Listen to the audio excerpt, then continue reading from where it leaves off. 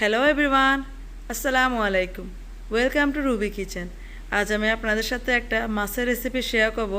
এই মাছটার নাম আমি নিজে জানি না বাংলাতে কি বলে, কিন্তু আমরা যারা মিডল ইস্টে থাকি তারা কিন্তু এটা লেডি ফিশ নামে আমরা জানি। এই মাছটা কিন্তু দেখতে এমন, এটা কিন্তু আবার বাইলে মাছ না, আপনারা দেখে বুঝে নিতে হবে।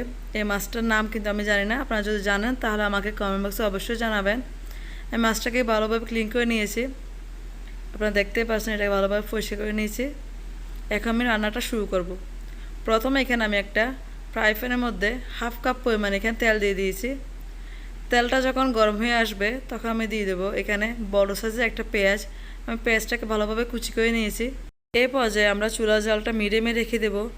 মিডিয়ামে রেখে পেঁয়াজটাকে একটু ভেজে নেব যতক্ষণ পর্যন্ত কালারটা চেঞ্জ না হয়।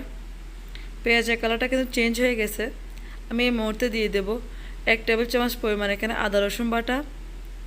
আদা রসুন বাটা দেওয়ার পর আমি একটু কষিয়ে নেব যেন কাঁচা গন্ধটা চলে যায়। মাছ রান্নার ক্ষেত্রে কিন্তু মশলাটা ভালোভাবে কষালে মাছের কিন্তু স্বাদটা কিন্তু দ্বিগুণ বেড়ে যায়। এটা কিন্তু আমরা যারা রান্না করি তারা কিন্তু অবশ্যই এটা ফলো করি টিপসটা।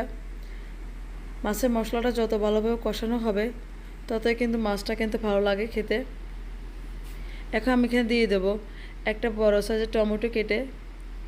এখানে টমেটোটা আপনার চাইলে দিতে পারেন, নাহলে স্কিপ করলেও কোনো সমস্যা নাই। আমি এখানে টমেটোটা অবশ্যই ব্যবহার করব, আমার তাই টমেটোটা ভালো লাগে তাই। এখন আমি টমেটো ভালোভাবে কষিয়ে নেব যেন সফট হয়ে যায় টমেটোটা। এই পর্যায়ে টমেটোটা একটু সফট হয়ে যাক, তারপর আমি এখানে দিয়ে দেবো স্বাদ মতো লবণ। আমি এখানে 1.5 চামচ পরিমাণ এখন লবণ ব্যবহার করতেছি, আপনারা আপনাদের স্বাদ মতো ব্যবহার করবেন।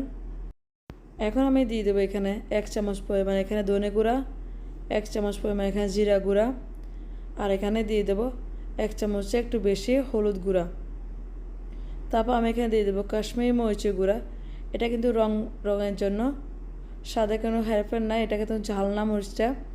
এখন দিয়ে দেবো সামান্য পরিমাণ এখানে গরম মশলা গুঁড়া। এই পর্যায়ে দিয়ে দেবো একটু পানি যেন মশলাটা পুড়ে না যায় ভাজবার টাইমে। মশলাটাকে আমি একটু সময় নিয়ে কষাবো যেন ভালোভাবে কষে যায়। মাছটাতে কিন্তু যত ভালোভাবে মশলাটা কষানো যায় তত কিন্তু মাছটা খেতে ভালো লাগে, তাই একটু সময় নিয়ে অল্প একটু পানি দিয়ে কিন্তু কষালে ভালো হয়, মশলাটা আর পুড়ে যাবে না। আপনারা দেখতেই পাচ্ছেন মশলার কালারটা কিন্তু অনেক সুন্দর আসছে। কাশ্মীর মরিচের গুঁড়োটা দেওয়ার চেষ্টা করবেন, তাহলে কিন্তু রঙটা অনেক সুন্দর আসবে। মশলাটা যখন কষানো হয়ে গেছে আপনারা দেখতেই পাচ্ছেন উপরে কিন্তু তেলটা বেশি চলে আসছে। আমি মশলাটা কিন্তু আরও কয়েক মিনিট কষাবো। যত ভালোভাবে কষানো হবে মাছটা কিন্তু খেতে ততই ভালো লাগে, তা আমি একটু সময় নিয়ে কষাবো। আপনারা এরকমভাবে সময় নিয়ে একটু কষাবেন। এরপর কিন্তু বেশিক্ষণ সময় লাগে না মাছটা রান্না হতে, মাছটা কিন্তু অনেক নরম। এটা 10 মিনিটের মধ্যে কিন্তু ফুল কমপ্লিট রান্না হয়ে যাবে আপনার। একটু সময় নিয়ে মশলাটা কষালে হবে, বাকি প্রসেসটা অনেক ইজি। আপনারা দেখতেই পাচ্ছেন মশলাটা কিন্তু কষানো হয়ে গেছে।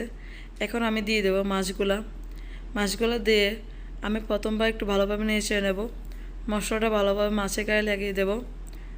তারপর কিন্তু মাছটা নাড়াচাড়া করার প্রয়োজন নেই, মাছটা যদি নাড়তে যায় তাহলে কিন্তু মাছটা ভেঙে যাবে, তাই প্রথমে একটু নেড়ে নেব।